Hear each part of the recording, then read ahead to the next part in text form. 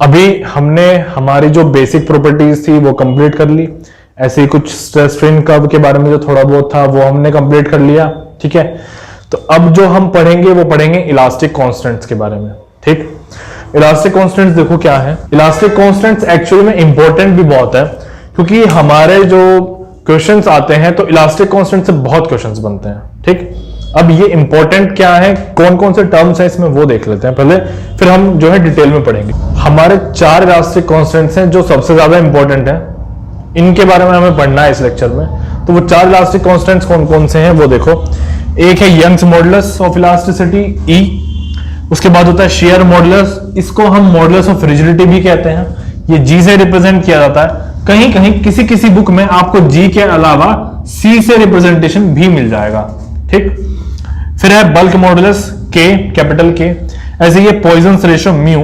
ठीक, तो इसमें जो सबसे ज्यादा इंपॉर्टेंट है वो हमारे लिए शेयर मॉडुलस और पॉइजन्स रेशियो है, क्योंकि इनके ऊपर बहुत क्वेश्चंस बनते हैं। ठीक है, अब हमें जो पढ़ना है, एक तो इनके बारे में पढ़ना है, दूसरा चीज हमें क्या पढ़ना है वो है रिलेशंस। तो देखो रिलेशंस अमंग इलास्टिक कांस्टेंट्स। ठीक, तो यहां पे क्या है ना कि जो भी न्यूमेरिकल का क्वेश्चन आने वाला है वो इसके ऊपर आने वाला है, तो तब हम इसको तब तक नहीं कर सकते जब तक हम इन्हें ना समझ लें, तो इसलिए हमें इन्हें समझना जरूरी है। सबसे पहले हम यंग्स मॉडुलस को देखते हैं। बेसिक है, यंग्स मॉडुलस हम अभी तक देख चुके, कुछ नहीं है, ये क्या होता है, स्ट्रेस अपॉन स्ट्रेन होता है,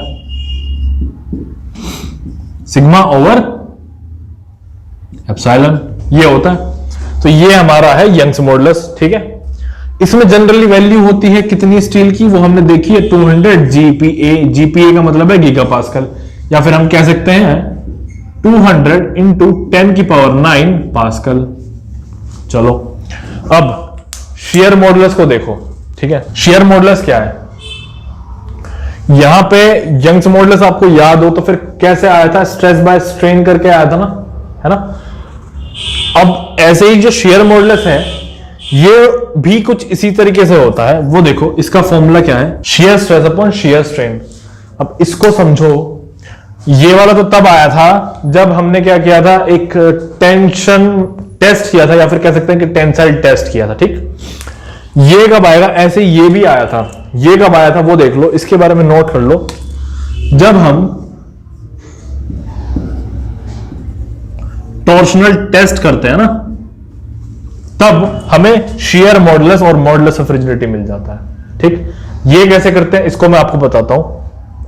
टॉर्क से तो आप अभी तक इंट्रोड्यूस हो चुके। क्या होता है टॉर्क, जैसे मैंने बताया था, ये मेरी देखो कैप पे ध्यान दो, ये मेटेरियल, अब मैं इसको ऐसे घुमाऊंगा ना, देखो घुमा रहा हूं, तो ये क्या है, ये टॉर्क लग रहा है। फिर ऐसे इस टॉर्क की वजह से क्या होता है, एक एंगल इसके अंदर आ जाता है ना। जैसे हमारे इसमें हो रहा था कि स्ट्रेस हम लगा रहे थे तो स्ट्रेन आ रहा था, ऐसे यहां पे होता है, यहां पे होता है टॉर्क टी। ठीक, यहां पे होता है एंगल थीटा। क्लियर, यहां पे जो ग्राफ बनता है वो इस तरीके से बनता है। आई होप ये भी क्लियर होगा। अब हमारे काम का ये नहीं है, बट आइडिया हमें होना चाहिए। ठीक है, हम ज्यादा डिटेल में नहीं जाएंगे, हमारे जो काम का है वो shear stress upon shear strain है। ठीक, यहां पे डेफिनेशन भी यही होती है। क्या डेफिनेशन होगी कि it is the ratio of shear stress over shear strain. ठीक, ये चीज क्लियर हो गई। चलो इसके बाद अब देखो, ये भी आपको क्लियर हो गया, मैंने आपको बता दिया। अब शेयर स्ट्रेस शेयर स्ट्रेन ये हमें पता है, शेयर मॉडुलस और मॉडुलस ऑफ रिजिडिटी हमें पता चल गया। इसके बाद देखो बल्क मॉडुलस, ये देखो बल्क मॉडुलस क्या होता है, इसका भी ऐसे एक फॉर्मूला है, और उसी फॉर्मूले से एज इट इज क्या बन जाती है, डेफिनेशन बन जाती है। इलास्टिक कांस्टेंट्स की यही एक खास बात है कि यहां पे सिर्फ आप फॉर्मूला याद रख लो, आपको डेफिनेशन अपने आप बनानी आ जाएगी। तो यहां पे क्या है, volumetric stress over volumetric strain. ठीक, बल्क मॉडुलस होता है volumetric stress over volumetric strain. अब यहां पे आप एक चीज को नोटिस कर पा रहे होंगे, यहां पे जो स्ट्रेस और स्ट्रेन है ये कौन सा है, लॉन्गिट्यूडनल, यहां पे कौन सा है, शेयर। अब यहां पे आ गया वॉल्यूमेट्रिक। अभी तक जितनी हमने डेफिनेशन देखी है आप देख पा रहे हो कि stress by strain he basic क्या है, डेफिनेशन है या फिर फॉर्मूला है। बस उसके आगे क्या है कि वो किस टाइप का स्ट्रेस स्ट्रेन है, बस वो ऐड हो गया। यहाँ पे लॉन्गिट्यूडनल था, यहाँ पे क्या हो गया, शेयर, है ना, और यहाँ पे क्या हो गया, वॉल्यूमेट्रिक। ये चीज क्लियर होगी। चलो अभी देखो, यहां पे एक नाम और हो जाता है, किसका? वॉल्यूमेट्रिक का एक नाम और हो जाता है। इस वॉल्यूमेट्रिक स्ट्रेस को हम हाइड्रोस्टैटिक स्ट्रेस के नाम से भी जानते हैं। कैसे, वो समझो। हाइड्रोस्टैटिक ये नाम कहां से आया? देखो मैं बार बार एक ही बात कह रहा हूं कि आप ना वर्ड्स को समझने की कोशिश करो, आधा डेफिनेशन आधा कंसेप्ट क्लियर हो जाएगा। तो हाइड्रो मतलब वाटर, ठीक। अब यहां पे क्या है, यानी कि ये जो वर्ड है ये किसी ना किसी तरीके से वाटर से रिलेटेड है ना। तो इसको समझो क्या है, ये एक बॉडी अगर मैं इसे वाटर में डाल दूं, ठीक है, जैसे मैं इसे पानी में डाल दूंगा तो क्या होगा, वाटर जो है चारों तरफ से इसके एकदम टच कर रहा होगा इसके सरफेस को। तो एक तरह से मैं क्या कह सकता हूं कि वाटर जो है इसके ऊपर फोर्स लगा रहा होगा, ठीक है, चारों तरफ से फोर्स लगा रहा होगा। तो इसकी बॉडी पे यानी कि इसकी पूरी वॉल्यूम पे फोर्स लगा रहा है चारों तरफ से। तो वो जो फोर्स है वो क्या वाटर लगा रहा है ना, हाइड्रोस्टैटिक। तो ये देखो ये टर्म जो है ना वॉल्यूमेट्रिक स्ट्रेस, हाइड्रोस्टैटिक स्ट्रेस, ये एस से रिलेटेड होता है, ठीक है। ये चीज क्लियर हो गई। अब वॉल्यूमेट्रिक स्ट्रेस की वजह से जो स्ट्रेन आना है वो नीचे रखेंगे, ऊपर volumetric stress upon volumetric strain, हमें फॉर्मूला हमारा मिल गया। इसी तरीके से हमारा जो होता है बल्क मॉडुलस, उसकी वैल्यू आ जाती है, ठीक। ये चीज क्लियर है। अब अगर मैं इनके साइंस और सिंबल की बात करूं तो ये आपको पता है ई है, ये क्या है, शेयर मॉडुलस जीसी, ठीक है, वैसे हम जनरली जी लेते हैं, ठीक। अब देखो यहां पे ये होता है के, वॉल्यूमेट्रिक स्ट्रेस की बात आप कर रहे हैं तो यहां पे होगा सिग्मा वी। वॉल्यूमेट्रिक स्ट्रेन की आप अगर बात कर रहे हैं तो स्ट्रेन ऐसे और फिर नीचे आ जाता है वी, ये हो गया वॉल्यूमेट्रिक स्ट्रेन। ये चीज क्लियर हो गई। चलो इसके बाद एक बात मैं आपको हाइड्रोस्टैटिक स्ट्रेस के बारे में और बता दूं और स्ट्रेन के बारे में बता दूं, यही इस टॉपिक को थोड़ा डिस्कस कर लेते हैं। मान लो कि ये मेरा एक बॉडी है, इस बॉडी पे मैंने ना यहां चारों तरफ से हाइड्रोस्टैटिक स्ट्रेस लगाया हुआ है। तो सबसे पहली बात तो ये होती है कि जो हाइड्रोस्टैटिक स्ट्रेस होता है ना वो इक्वल अमाउंट में लगता है चारों तरफ से, पहली बात क्लियर, ठीक। दूसरा क्या होता है, अब यहां पे जो स्ट्रेन आने वाला है, ठीक है, जो यहां पे स्ट्रेन आने वाला है, आपने एक चीज देखी होगी कि यहां अगर मैं शेयर स्ट्रेस लगा रहा था, शेयर स्ट्रेस लगा रहा था तो इसका शेप कुछ इस तरीके से हो रहा था, याद है। तो क्या होता ना, एक्चुअली ये डिफॉर्म हो रही थी, थोड़ी सी क्या हो रही थी, डिफॉर्म हो रही थी, यानी कि बॉडी में चेंज ऐसा आ रहा था कि वो एक तरह से उसकी शेप जो डिस्टॉर्ट हो गई थी, डिस्टॉर्ट यानी कि बिगड़ गई थी। तो ये शेप क्या हो रही है यहां पे, एक तरह से मैं कह सकता हूं कि डिस्टॉर्ट हो रही है ना। अब आप एक बात देखो, अगर यहां पे वॉल्यूमेट्रिक स्ट्रेस लग रहा है तो क्या इसकी शेप डिस्टॉर्ट होगी? इसकी शेप बिल्कुल भी डिस्टॉर्ट नहीं होगी, यहां पे सिर्फ वॉल्यूम में चेंज आएगा। देखो शेप इसकी एज इट इज ही रहनी है, लेकिन चारों तरफ से ना इसकी वॉल्यूम में चेंज आएगा, जो कि अब इस तरीके से इसकी कुछ वॉल्यूम हो जाएगी। समझ पा रहे हो? तो यानी कि मैं क्या कह सकता हूं कि जो मेरा वॉल्यूमेट्रिक स्ट्रेस है, पहली बात तो हम ये नोटिस कर पा रहे होंगे, वॉल्यूमेट्रिक स्ट्रेस या फिर जो हाइड्रोस्टैटिक स्ट्रेस है ये कंप्रेसिव इन नेचर होता है। कैसा होता है? कंप्रेसिव इन नेचर होता है। ये चीज क्लियर हो रही है, हम देख पा रहे हैं कि देखो क्या कर रहा है, कंप्रेस कर रहा है, ठीक। दूसरा, इसमें अगर मैं स्ट्रेन की बात करूं तो यहां क्या होता है, सिर्फ और सिर्फ वॉल्यूम चेंज होती है, शेप चेंज नहीं होती। नो शेप इज चेंज्ड, क्या चेंज होता है फिर यहां पे? Only volume. ये चीज क्लियर हो गई, ठीक है। अब मैं आपको बताऊं हाइड्रोस्टैटिक स्ट्रेस वैसे तो हमारे फ्लूइड का कंसेप्ट है, ठीक है, वहां पे फॉर्मूला होता है हाइड्रोस्टैटिक स्ट्रेस का। वो क्या फॉर्मूला होता है? रो जी एच, ये फॉर्मूला होता है। मैं आपको बता रहा हूं, 100 में फिलहाल थोड़ा काम का नहीं है, लेकिन देखा जाए तो एक तरह से काम का भी है, क्योंकि जो ट्रेंड अभी फॉलो हो रहा है ना वो क्या काम करता है ना, वो आपको डेंसिटी देगा, वो आपको ग्रेविटी देगा, वो आपको हाइट दे देगा, फिर आपको वो इसके ऊपर क्वेश्चन पूछेगा बल्क मॉडुलस के ऊपर। तो आप हाइड्रोस्टैटिक स्ट्रेस कैसे निकालोगे? आपको हाइड्रोस्टैटिक स्ट्रेस निकालना आना चाहिए, जिसका फॉर्मूला होता है रो जी एच, रो डेंसिटी, जी ग्रेविटी, एच हाइट, ठीक है। एक क्वेश्चन है, मैं करवाऊंगा ऐसा क्वेश्चन, ये डेंसिटी, रो जी ग्रेविटी, एच हाइट है, ये हाइट है।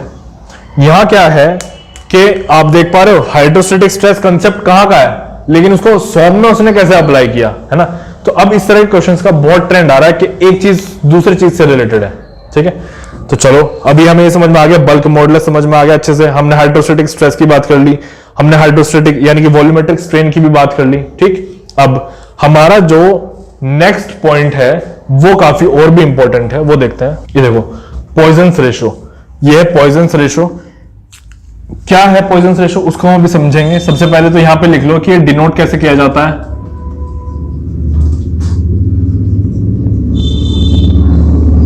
ये म्यू से डिनोट किया जाता है, ठीक है।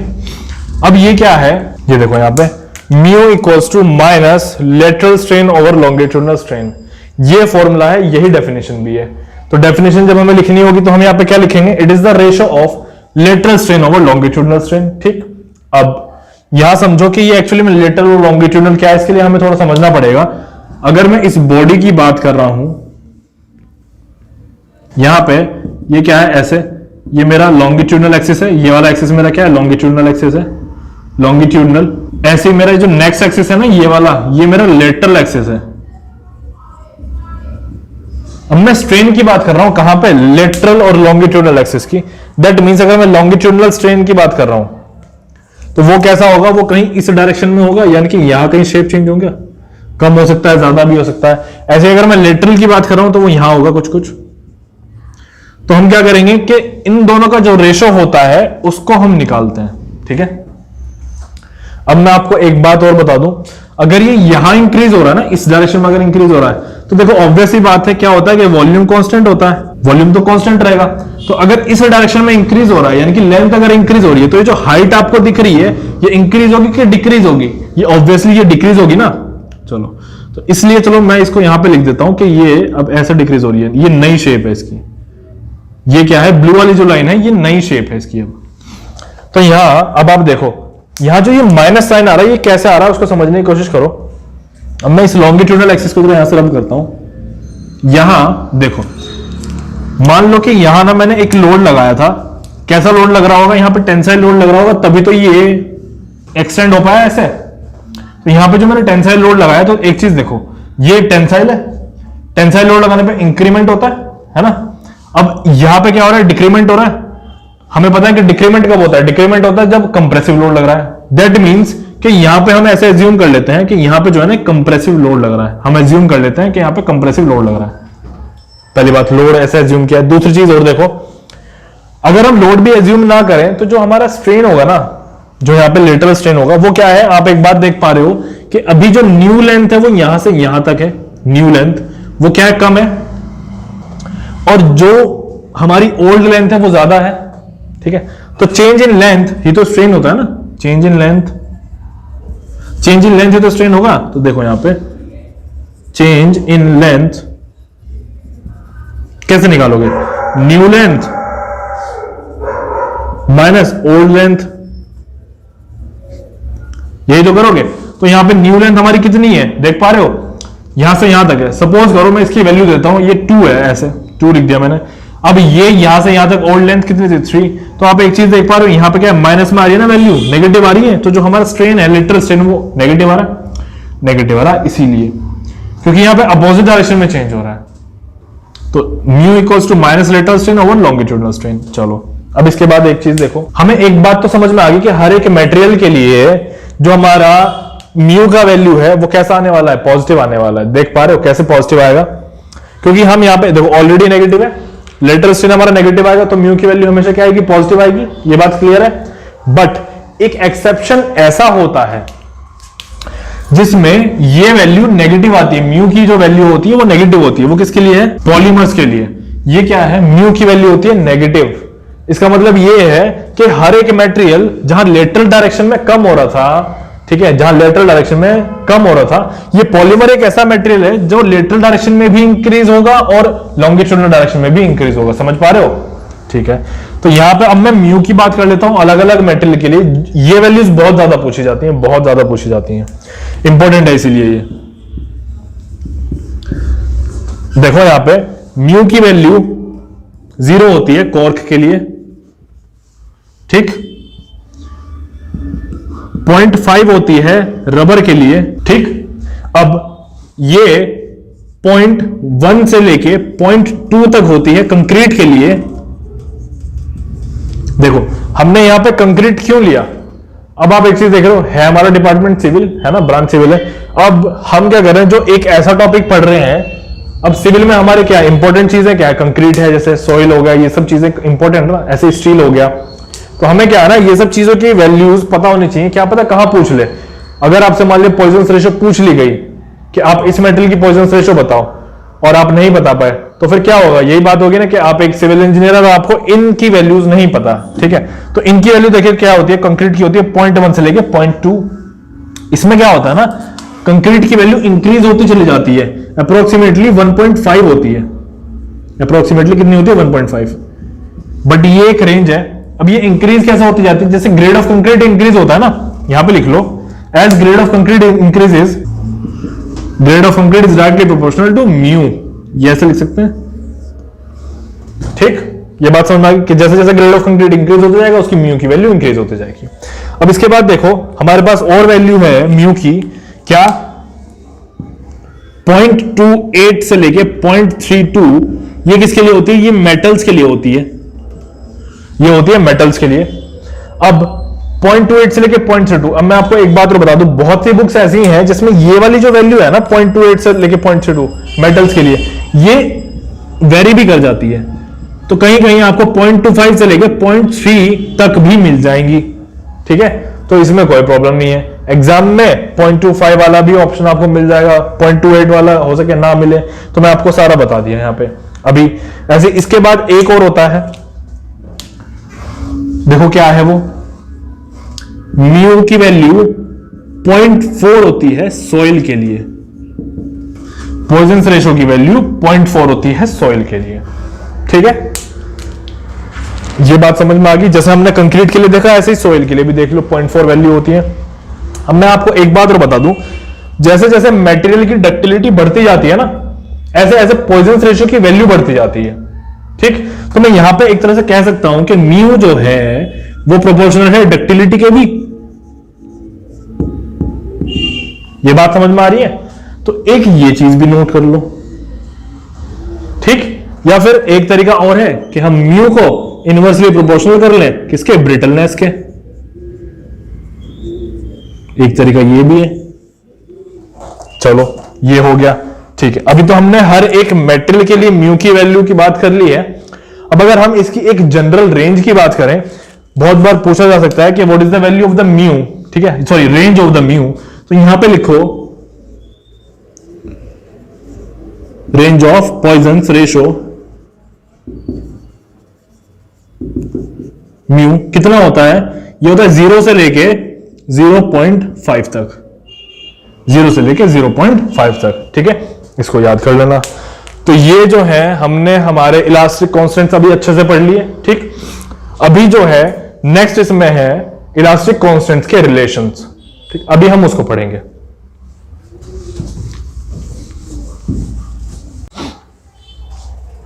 अब देखो इलास्टिक कांस्टेंट्स और उनके रिलेशंस क्या है। इलास्टिक कांस्टेंट्स की डेफिनेशंस वगैरह हमने सब पढ़ ली हैं। अब रिलेशंस देखो, इसमें सबसे पहला रिलेशन है E equals to 2G 1 plus mu. इसमें दूसरा रिलेशन है E equals to 3K 1 minus 2 mu. Third relation है E equals to 9KG upon 3K plus G। Fourth relation है इसमें mu equals to 3K minus 2G over 6K plus 2G। ठीक है, अब देखो ये रिलेशंस हैं, इन रिलेशंस को आप याद कैसे करोगे वो मेन है। ये इंपॉर्टेंट भी बहुत है और इन्हें याद करना भी थोड़ा मुश्किल रहता है। तो देख लो, मैं ऐसे लिखता हूं 3 2 1, मैंने ऐसे लिखा। ये क्या सीरीज है, नंबर सीरीज है, डिसेंडिंग ऑर्डर में लिख दी मैंने। ऐसे अब मैं क्या करता हूं ना, ABCD लिख देता हूं, ABCD ये है। तो ऐसे जब हम इस सीरीज में आगे बढ़ेंगे तो पहले क्या आएगा, पहले आएगा E। ठीक है, अब क्या आएगा, G आएगा और फिर ऐसे करके K आएगा, क्योंकि हमारे इंपॉर्टेंट जो है ना यही है। हमारे लिए इंपॉर्टेंट क्या है, ये है सिर्फ। देख लो यहां पे बाकी सब रब कर दिया मैंने। यही इंपॉर्टेंट क्यों, क्योंकि देखो फॉर्मूले में यहां पे G आ रहा है, G आ रहा है, K आ रहा है, K आ रहा है, E आ रहा है। ठीक है, ऐसे ही हर जगह क्या आ रहा है, 3 आ रहा है। देखो यहां पे 3 2 1 2 1। अब देखो इसको याद कैसे करेंगे, यहां पे बड़ा कौन सा है, अगर हम ऐसे नंबरिंग करें तो ये देखो ई जो है 5th नंबर पे आ रहा था, फिर ऐसे इसका कुछ नंबर था जी का, फिर ऐसे के का नंबर था, तो मतलब के जो है जी से बड़ा था ना। समझ पा रहे हो? नंबरिंग अगर हम करें तो ये किससे बड़ा था? के जो है जी से बड़ा था। ये चीज तो क्लियर हो गई हो। अब देखो यहां फॉर्मूले में देखो E equals to G 1 plus mu, जो ये जो लिखा है ना, इसको कैसे याद करना है? सबसे पहले देखो 2, ये रहा 2। अब म्यू का कॉफिशिएंट देखो आप क्या है, तो ये एक्चुअली में 1 डॉट म्यू, यानी कि 1 इंटू म्यू लिख सकता हूं ना मैं। तो यहां पे म्यू का कॉफिशिएंट क्या है? 1 है, तो 2 और 1 देखो, देख रहे हो सीरीज देखो, ऐसे जाएगा ये, तो 2 और 1 साथ में हो गए, तो 2 देखो क्या है, छोटा है ना 2, यहां पे इन दोनों में छोटा कौन सा है? ई तो देखो आ गया, ई तो यहां पे एज इट इज ही रहेगा, हमेशा एज इट इज रहेगा, ठीक है। तो यहां पे क्या है, इन दोनों में छोटा कौन सा है? जी छोटा है। समझ पा रहे हो? इन दोनों में छोटा कौन सा है? जी और के में जी छोटा है। अब यहां क्या है ना कि जब भी ये छोटी वैल्यू आएगी, देखो 2 छोटा है ना, तो 2 के साथ में क्या आने वाला है? जी आने वाला है। ये चीज क्लियर हो गई, ठीक। अब आगे देखो म्यू, ये देखो 2 1, ये वाली सीरीज यहां पे फॉलो हुई है, 2 1 ये वाली सीरीज फॉलो हुई है। अब देखो next E equals to 3k 1 minus 2 mu, तो यहां पे क्या है? 3 2 ये आ रहा है, देखो 3 यहां पे आ रहा है, 2 यहां पे आ रहा है, म्यू के साथ में क्या है? 2 आया ना, तो 3 2, इस बार ये वाली सीरीज फॉलो हुई। पहले यहां पे कौन सी फॉलो हुई थी? 2 1 फॉलो हुई थी। अब यहां पे कौन सी फॉलो हुई? 3 2 1 फॉलो हुई है। अब देखो एक चीज, यहां पे 3 आ गया ना, तो 3 क्या है? बड़ा नंबर है, तो बड़े नंबर के साथ क्या आएगा? के आएगा, तो इसलिए यहां पे जो है 3 के साथ के आया है। ये चीज क्लियर हो गई। यहां क्या है ना, ऐसे समझो, यहां हम ऐसे जा रहे थे, यहां पे हम ऐसे अपोजिट जाएंगे, ठीक है। अब चीज तो क्लियर हो रही है भैया। छोटी वैल्यू के साथ में हमने छोटी वैल्यू दे दी है, अल्फाबेट दे दिया, बड़ी वैल्यू के साथ हमने बड़ा अल्फाबेट दे दिया, ठीक है। अब नेक्स्ट देखो, नेक्स्ट वाला रिलेशन आप कैसे याद रखोगे? E equals to 9 kilogram, 9 kg है ना, यानी कि 9 किलोग्राम अपॉन 3k प्लस जी।